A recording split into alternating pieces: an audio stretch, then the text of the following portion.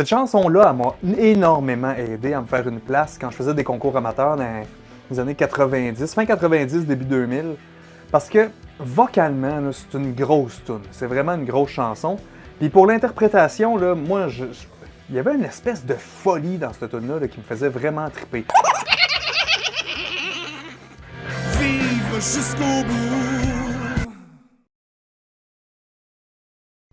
Je suis pas certain que j'avais vraiment compris le sens du texte à ce moment-là, parce que je pense que j'avais plus envie de flasher à faire des affaires vocales assez impressionnantes, puis à me donner en spectacle en faisant le fou sur le stage. Je pense que c'était...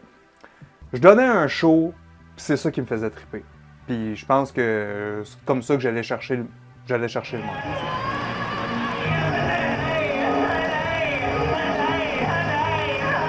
Moi, je croyais que cette chanson-là, elle parlait d'une peine d'amour. C'est pas ça pantoute, là. On n'est pas là du tout. Je pense que cette chanson-là était en avance sur son temps. Elle est beaucoup plus adaptée aujourd'hui qu'elle pouvait l'être en 1997. Les auteurs, ils voulaient parler du contenu que les jeunes pouvaient absorber en regardant la télévision.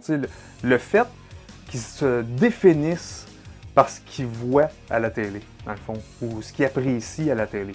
Comme comment ils doivent s'habiller, comment ils doivent penser. YouTube, puis tout ce qui est réseaux sociaux, c'est pas mal ça que ça fait aussi. Là. Même que c'est fois 1000 ce que ça pouvait être dans les années 90. Là. On est tous un petit peu victimes de tout ça. Là. Ah, j'aimerais tellement ça, voyager comme ça. C'est donc bien bon, ça. Ah, wow, il est hot, ce truc-là. Je pense que je vais essayer ça à soir. Y a-tu vu la shape? Hey, juste 10 minutes de push-up par jour. Comment il fait?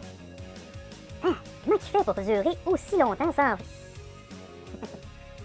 Si je traduis la dernière phrase qui parle que le monde, c'est un espèce de métro, là, on pourrait dire... La vie n'est qu'un passage.